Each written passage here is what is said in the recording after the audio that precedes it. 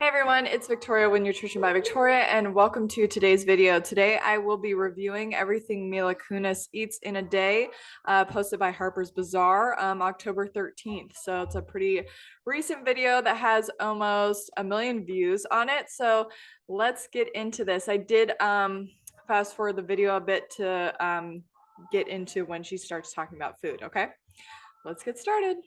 Kitchen start process. The first thing I eat when I wake up is coffee. But I do Okay.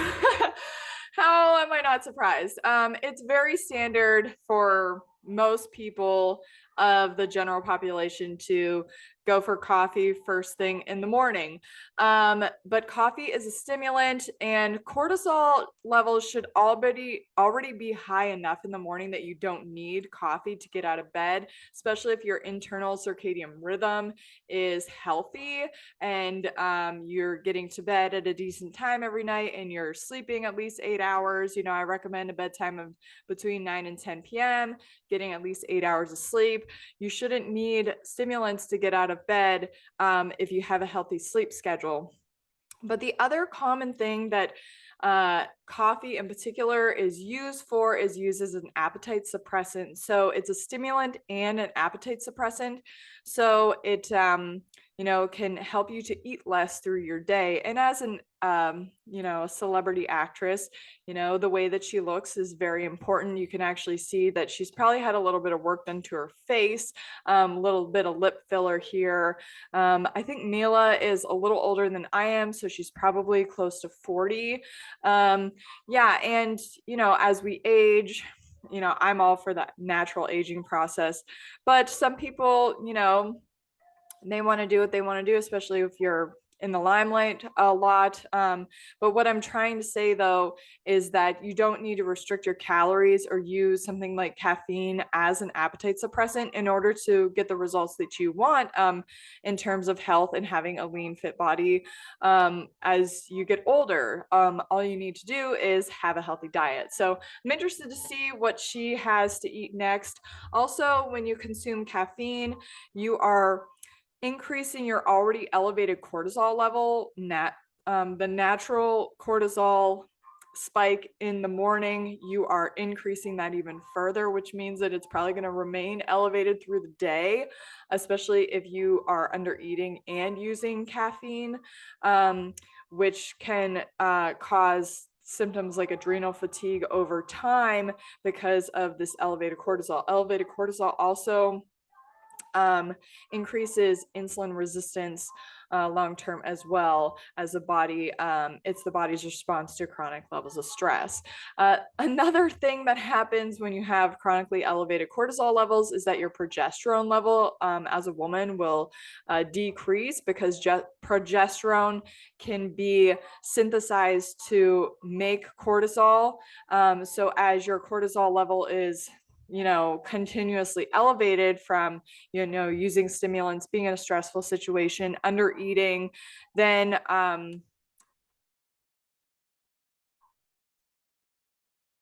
your body goes to using progesterone to create cortisol because cortisol is actually a component of our stress response that's necessary to help us deal with stress, but we don't want to have our chronically elevated cortisol level. We want it to ebb and flow with the daily rhythm of our day, where it's elevated in the morning to help us wake up, and then gradually as the day goes on, it decreases, and then it should be pretty low at night to assist with going to bed.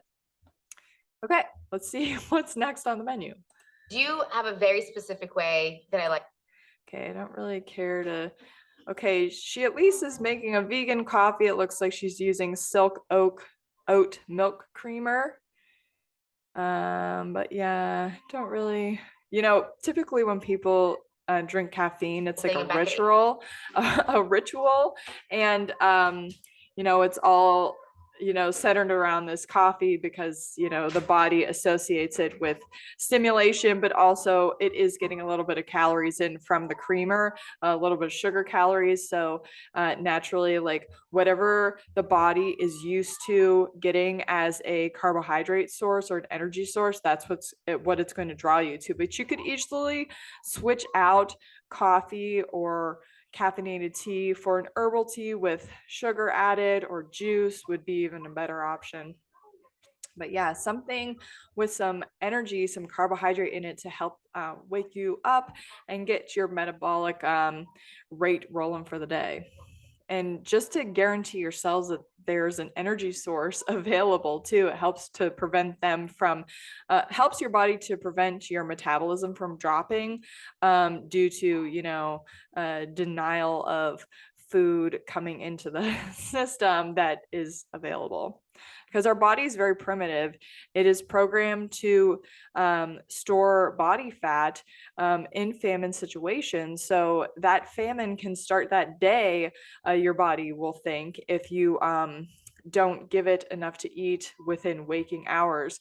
We have about a 12-hour window where we have enough glycogen stored in order to get us through, the night and also a little bit of the morning hours. But once our glycogen stores run out, our metabolic rate actually drops as we start to turn the process of gluconeogenesis on, where we're converting fat and protein into carbohydrate for fuel, or fat and protein into glucose for cellular energy, ATP or currency. 8:30. I probably eat around 9:30. Okay, so she's probably, I don't know if she said here when she woke up. Let's see here. Yeah. Once, and then I roll back to sleep. No, she's not saying when she wakes up. But let's assume she's getting up at like 6 or 7 in the morning, and then she's not having okay, so she has her coffee at 6:30 in the morning. All right. Now keep this in mind. She's not eating again. She's not eating until 9 or 9:30 in the morning. So this is at least 3 hours, 3.5 hours where she's gone without anything to eat, other than that a little bit of sugar in her creamer, starting with her coffee at 6:30 in the morning. So let's assume she went to bed at 11 p.m., but then she had dinner at 6:30. So that's 12, 15 hours without anything substantial to eat. That is not necessarily healthy. I mean, a lot of people, they are like, oh, well, I'm not hungry in the morning, so I don't eat something. But your body still needs fuel in order to prevent it from storing fat when you do eat food, because it thinks that there's not enough food available in your environment. So this is just very classic, calorie restrictive behavior. Around 9:30. My typical breakfast sometimes is the leftovers that my children didn't eat from the morning. I can relate to this. Usually you prioritize getting your kids breakfast made and making a really beautiful breakfast for them, and then you forget about yourself and eat what is left over for them. But this is also typical, like, calorie restrictive behavior as well, where you're not going to prepare a meal for yourself, but you are going to prepare a meal for your children and then just eat their scraps. And typically that's only going to look like, 100 calories or so, or maybe 200 of what they left over. And I have this thing against wasting food, and so I'll eat like their leftovers, which, oh, here she goes, isn't always satiating. So I'll always finish it off with like avocado toast that I make myself.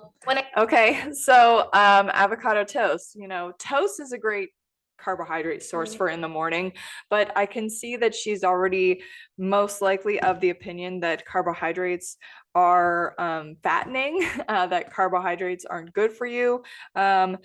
There's nothing wrong with avocado toast. It's very healthy, but it's too much fat in the morning and it's not enough carbohydrates. The body needs carbohydrate certainty in order to be metabolically healthy. So the bread is good, but jam would have been a better option. Having a big fruit breakfast with that would have been a better option. Making yourself a smoothie while you're still eating your kids' scraps, if that's what you want to do, that's a better option as well. Avocado toast, okay snack if like you're looking, I don't recommend overt fats if weight loss is your goal. The focus needs to be on carbohydrates. But if you need to gain weight, fats are a great option. Or if you're looking to maintain or you're happy just with where you're at, that's fine. But don't let your fat intake overtake your carbohydrate needs. So we need to prioritize eating enough carbohydrates every day in order to meet our energy needs. And this, starting the day with coffee, that little, teaspoon of sugar that's in the creamer, and then going right to avocado toast just signals to me like this is calorie restrictive, low carb dieting behavior. I make my own avocado toast. Okay, I'm not gonna go listen to the process of her making the food. Okay. All right, here we go. Extra feisty. I might put an egg on it.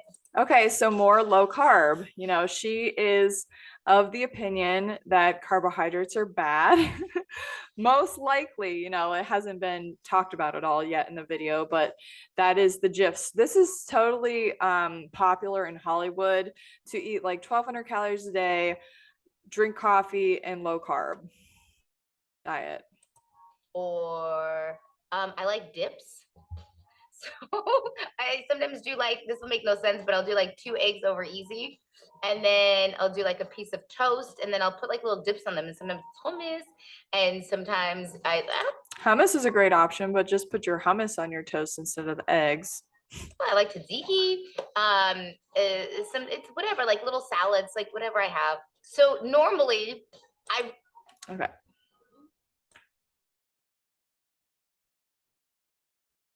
So now she's talking about lunch and basically, I think, how she skips it. Okay. Zoom. Maybe if I'm lucky, I go grab something to eat, like a fruit or a string cheese, but more.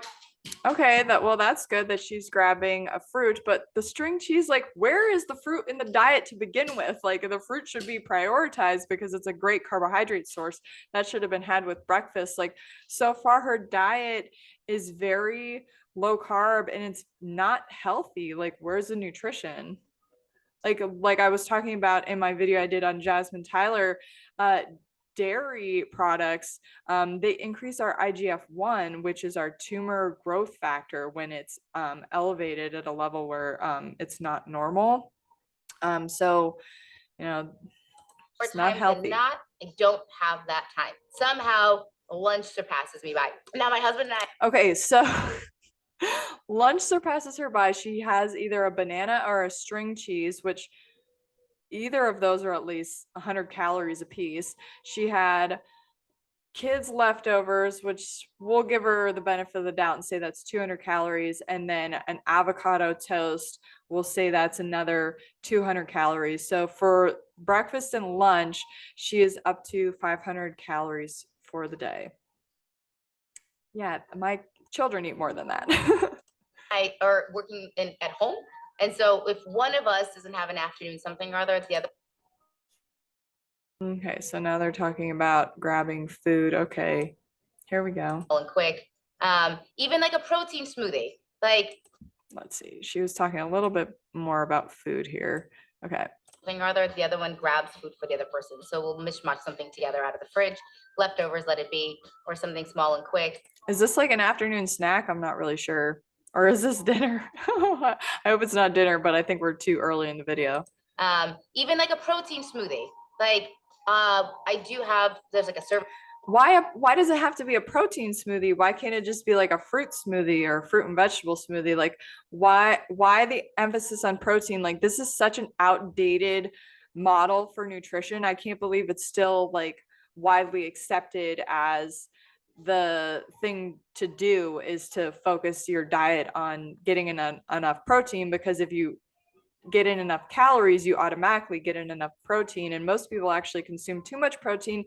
Again, that raises that IGF-1. Actually, let me pull that up too, just because a few of you have commented that you like to see the resources behind the information that I'm sharing.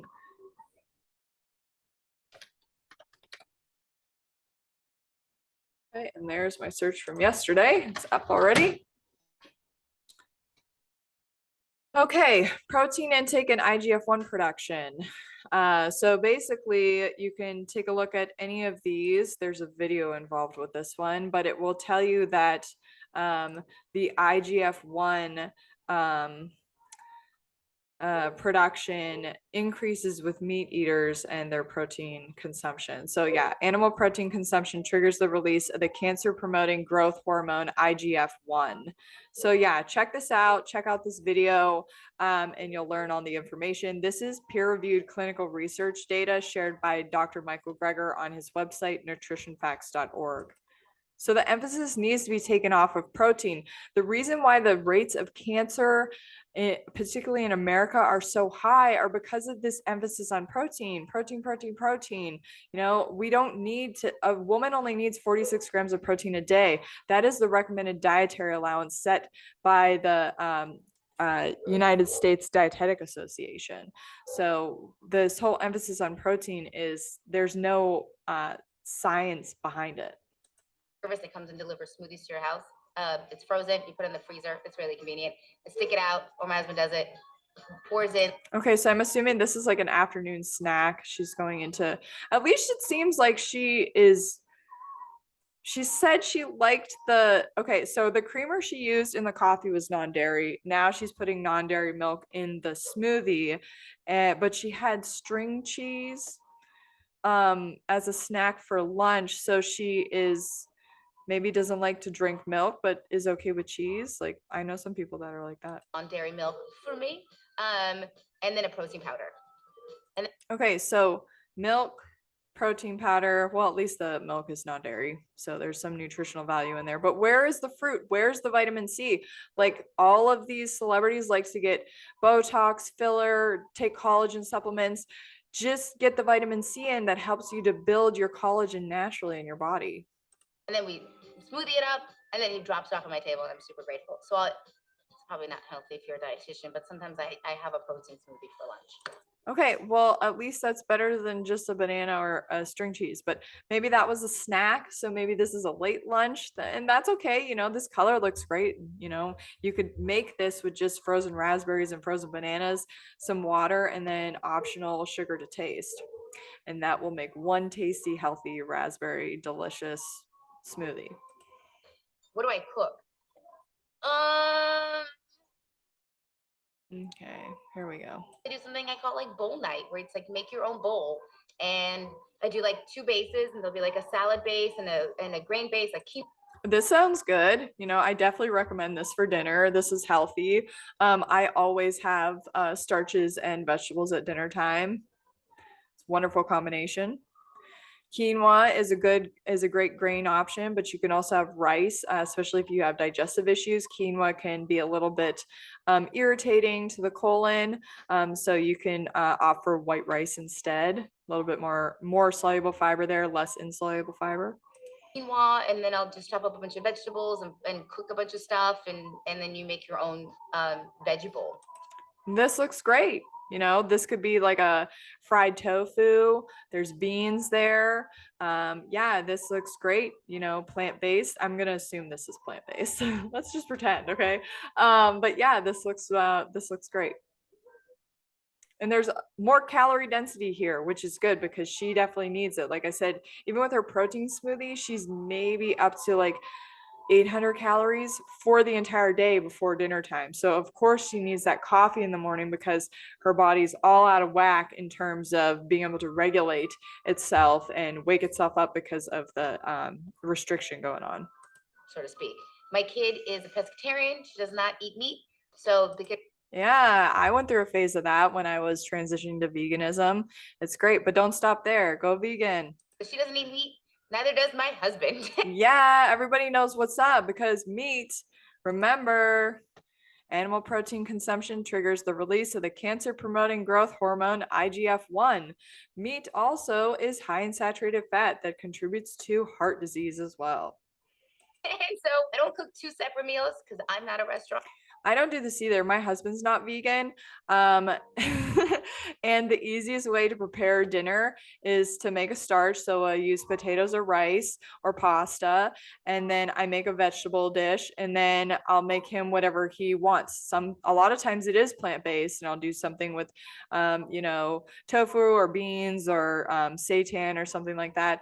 Or will make him, whatever, protein source he chose for his meal. And that's how we do it when somebody is non-vegan and vegan. It's oftentimes much easier for me just to do a fish and a healthy meal throughout the week. So it's yeah. So she's doing the bowls and she's doing some kind of protein. It's very similar to the way that I do things, but my children and I, we don't consume animal protein. And again, the reason why I've chosen to go vegan and raise my children vegan myself, raise them vegan as well, has a lot to do with a lot of the information that you can find on nutritionfacts.org in terms of cancer prevention and preventing against heart disease, diabetes, and the main chronic diseases. Kind of what we do. So I do salmon, fishes. There's a service that I use. Yeah, and fish is not something that you need to consume at all for protein. Animal protein in general is not I don't consider it a good source of protein. It's a secondary source of protein, meaning that you're eating the flesh of another creature that needed to eat something to build its own flesh with. So we can build our flesh through plant-based protein sources. And protein can be found in all plant foods, fruits, vegetables, starches, legumes, nuts and seeds. In varying quantities. The key to meeting your protein needs every day is that you get in enough calories. For women, that's 2,000 calorie minimum per day. For men, that is a 2,500 calorie minimum per day. And with Mila's dinner, she's right around that 1,200 calorie mark. I'm going to say, with her bowl, she probably built it with salad and let's see, some salad and some grain and a lot of vegetables and probably like a tiny little bit of protein.